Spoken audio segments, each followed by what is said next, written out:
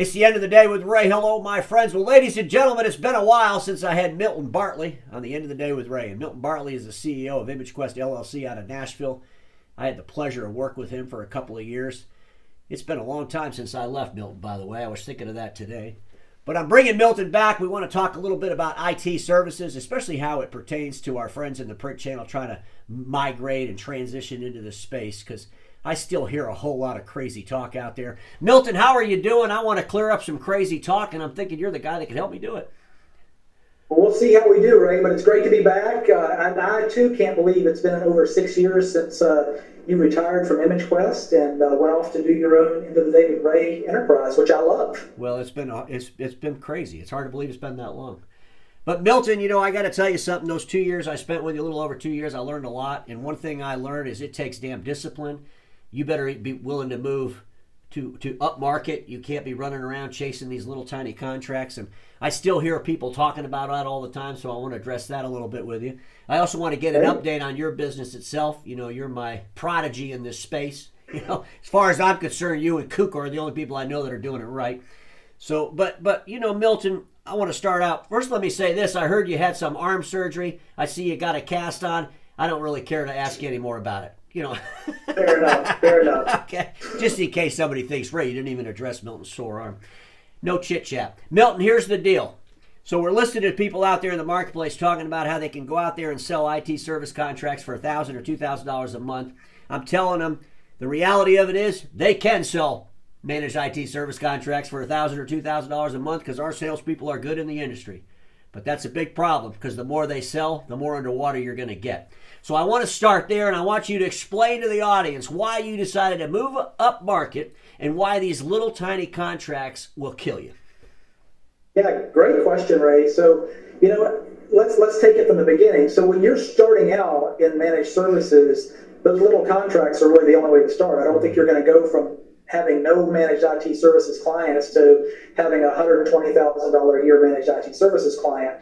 You've got to start small, and we did as well. But what we learned fairly quickly as we went up market and started seeking out larger contracts, you just peel the math back.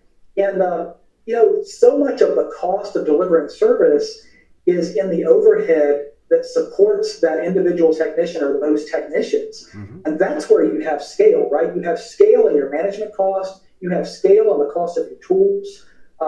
And what we learned fairly quickly, and I think you were part of this when we started to figure this out in 2015, is that it takes largely the same amount of effort to support a $1,500 a month, 20-person account as it does to support a $15,000 a month account, mm-hmm. right? It's the same level of effort. Now I might have a few more calls to the service desk, as you kind of do that math, but all of the back-end support that makes that team work is almost identical.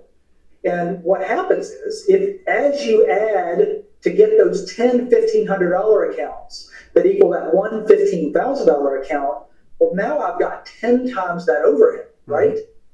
It gets really costly really quickly, and it's almost impossible to scale that. If I equated that to the office equipment industry, we can all probably wrap our heads around this. A customer that has 2 MFPs in their office, and then another customer that has 10 MFPs in their office, well, obviously I've got 5 times roughly the service revenue coming in. Mm-hmm. I don't have 5 times the cost to support that, right? But if I had 5 offices with 2 copiers apiece or 10 offices with 1 MFP apiece, I do suddenly start to have some of that same overhead repeating itself, mm-hmm. and it's virtually impossible to scale that profit. And that's the scary part, because if you got a mega dealer doing it, you got some of these bigger dealers with hundreds of salespeople, they go out in the marketplace and they flood the market with all this basically unprofitable business. It's going to kill you. It's noise is what it is. Yeah, I mean, it's a noisy account. That $1,000 a month account, we only do backup and we only manage their email. Well, that's all great until the day they start calling you because something bad happened, and every dollar of profit you've ever made will be lost because there's not that much profit. Well, here's the issue, and I'm going to push back on you a little bit, because in the beginning of this you said, well, when you start out, well, first of all, in 2020, and I think times are different than 10 years ago, but I'll tell you this today, I don't think you can do managed IT on the job training.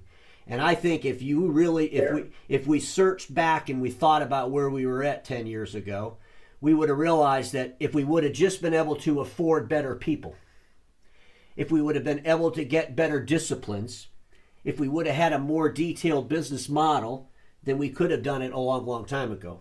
Now, I admit, when you started doing IT, it was a long time. It was before 2015. It was back in the early 2000s, and it was a different world. We were working on server closets and all this crazy nonsense that went with a totally dysfunctional IT environment in the SMB space.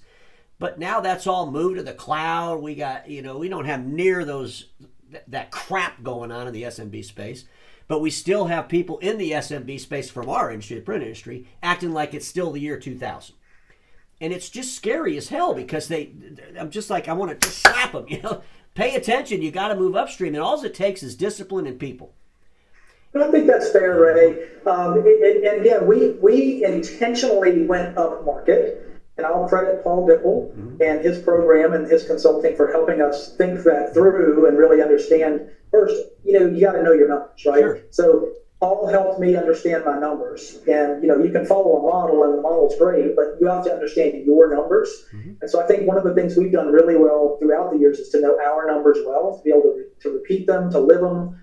To everybody in the company knows what some of those baseline metrics are that we're looking for, our dashboard, if you will. And so once you understand your numbers, you can figure some things out. And go back in time, Ray, you'll remember this fondly, I think. So in the copier days, right, we did the same thing on the office equipment space. We looked at all of our copier contracts one day, and we said, hey, let's create a floor. And we sent a letter. You helped me write it. We sent a letter to every customer below whatever that floor was. It was $100 a month, I think. So if you have any customer billing less than $100 a month in office equipment support, we sent them a letter that said, congratulations, you've now qualified for our pay-as-you-go line. I love it. We're no longer going to bill you your flat $80 a month fee. We're only going to bill you when you call us, and here's what our bill rates are going to be, right? And that was a game changer for us because it helped us right-size our revenue and shed those less profitable, smaller accounts because many of them self-selected out of our service altogether, which is exactly what we planned. Yep, no, I agree. And I think that's the hard part. And that it scares me, and that go back to the on-the-job training thing. You can't really do that if you're a really big dealer, because if you start out with these bad disciplines, all of a sudden you could have 100 customers that another 24 months from now you're going to fire, and it's just disingenuous to what you're actually trying to grow. So I'm just so convinced if they would just slow the hell down and put together the right business model with the right processes, they can do this.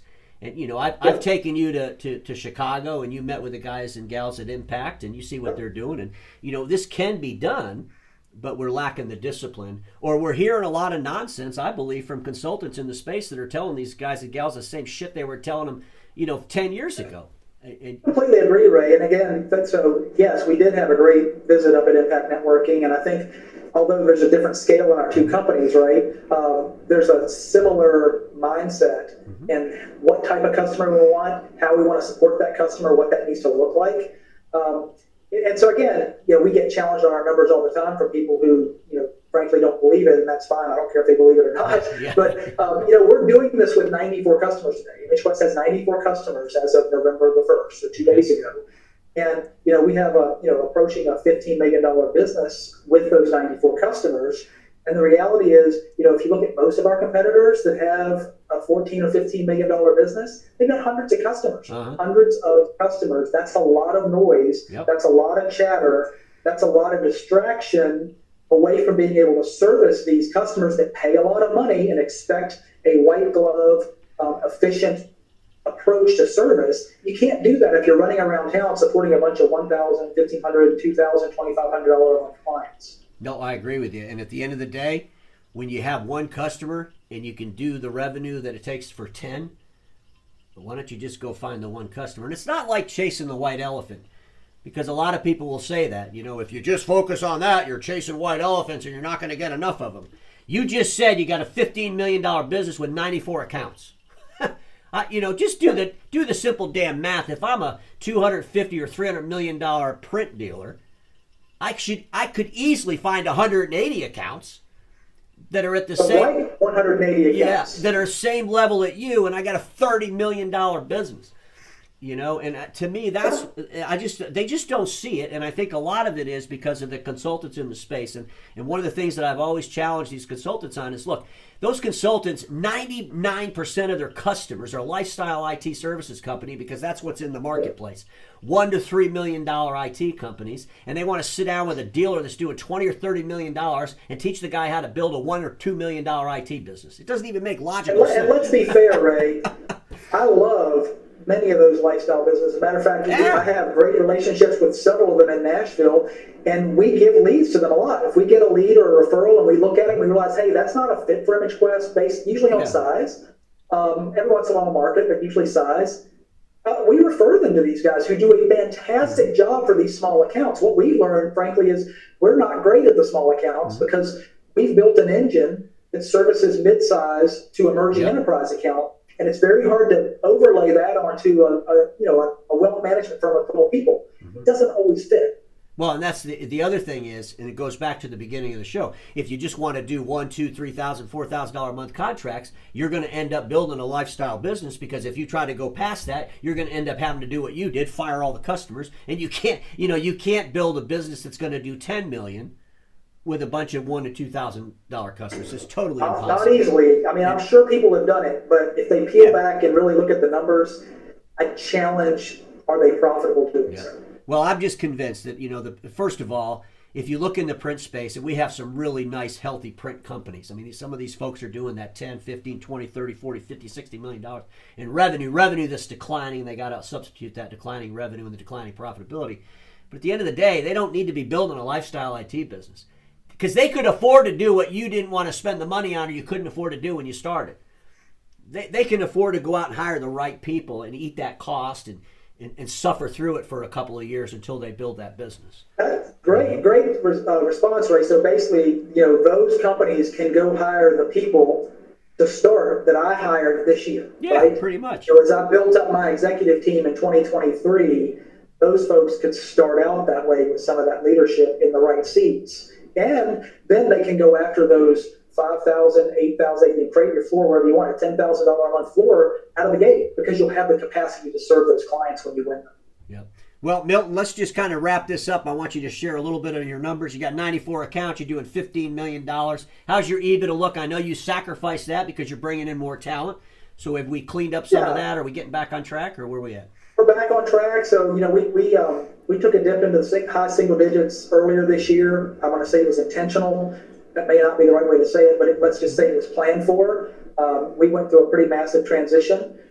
As we approach 15 million, we're not 15 million yet, but we'll be at a run rate of 15 million by the middle of Q1 2024. But we used this year to shore up our executive team. So we brought on a chief operating officer that came in with an immense amount of experience, took a $75 million MSP to a $250 million MSP. Before that, he was many years with IBM running an MSP business. So he just brings a different skill set, right? He takes us to another level, which is fantastic. We brought in a CIO this year to complement our CTO. So now we have a client-facing CTO, and we have an internal-facing CIO. That's been a great hire for us. And then just in the last month, I brought on the CFO. So our longtime director of accounting retired. And good for her. We're thrilled for her to be out and enjoying life as a retiree. But we took the opportunity to bring in a CFO level talent. So I've surrounded myself with a bunch of really smart people, which is needed and important. Got a fresh looking executive team, a couple of folks who've been with us for a while, and then some new faces on that team. And that's really helped us not only to think up market as we move and go after new clients and bring on new business, but man, has it really helped us internally just over the last 5 or 6 months to focus on ourselves and get our systems right and ready for that next evolution of growth. So, it's an old adage, Ray, what got you here won't get you there. That's true of people, but it's also true of systems oftentimes. So we're really doing a deep evaluation of tools and systems and figuring out what does that tool and system look like that's going to take us to that $25 million, $30 million, and then on to the $50 million plateaus. Will be interesting to see how you develop those processes. That could be a whole nother episode. Milton, how many employees do you have right now total? So 49 today, and number 50 starts on the 13th. So we'll get our 50th employee into that whole new area where we have to not that you don't follow the rules anyway, but you get my point. Yeah, we know what you mean. A lot of new HR rules kick into place at 50 employees, so our world's about to change. Well, Milton, I'm really proud of what you've been able to do down there. It was really exciting to be able to spend some time with you. You gave me a mission and a passion to try to help my friends go in the right damn direction. I might be a little crass sometimes when I yell at them, but I'm doing it for a reason. Milton, is there anything you want to add before we end? Yes, Ray. Just to say that I appreciate your tough love approach with those in the industry, because I agree with you. There are great consultants out there, and some of them telling great stories, but some of them, in my opinion, they're selling fairy dust to you, because if you follow their pattern, you're going to build a $4 million business and wonder why I can't take it past that level. And so keep pounding that drum. Those who have open ears and open hearts will hear it. Well, it's good to see success stories, and those success stories will remain few because only a few people are willing to do what it takes to succeed, number one. The whole entire print industry is not going to be successful in IT services. But those that want to do it, those that put their minds and hearts to it and have discipline, they can do it. Because everybody watching us knows this, Milton. Status quo is the killer of all that'll be invented. Don't get stuck in status quo, and I'll see y'all tomorrow.